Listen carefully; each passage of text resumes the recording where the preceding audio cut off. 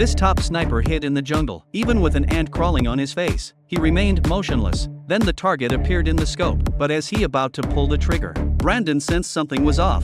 He shouted and tackled down the man. Then the sniper pulled the trigger and one by one he shot down the American soldiers and Congolese mercenaries. The scene was chaos. To protect the target person, the remaining soldiers covered him as he hid in a container. The sniper stopped firing, but the danger wasn't over. The man accidentally gave away his position.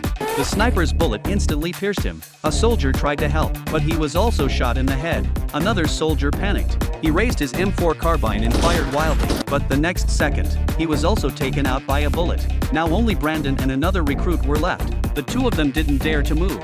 In order to escape, the two of them charged out together and provided crossfire cover for each other, but the recruit was unluckily hit by a bullet. Only Brandon survived by luck. He was then taken back to the camp. After the investigation, turned out the sniper's bullets came from the US military. This indicated that a mole in the unit supplying weapons to the rebels, but the colonel ignored it. Brandon found this strange, but he still decided to take revenge for his comrades. Brandon slipped out of the camp. He arrived at a terrorist hideout.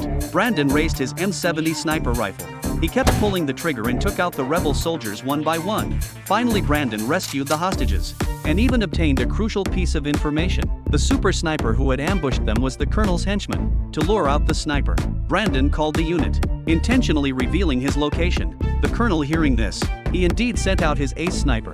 Brandon immediately took cover. He tied the chair with a roll of rope. Brandon carefully observed through the scope. Then he pulled the rope. The sniper fired and gave away his position. The next second, but the bullet only shattered the sniper's glasses. Then the two of them were at a standoff until nightfall. To avenge his comrades, Brandon charged out. Then he fired at a nearby fuel drum. The fuel drum exploded violently. The sniper, wearing night vision goggles, was temporarily blinded by the bright light. When he regained his sight, Brandon had raised his gun and aimed at him. Finally, the colonel's crimes were also exposed, and he was arrested. So here's the question: what do you think is the most powerful sniper rifle right now?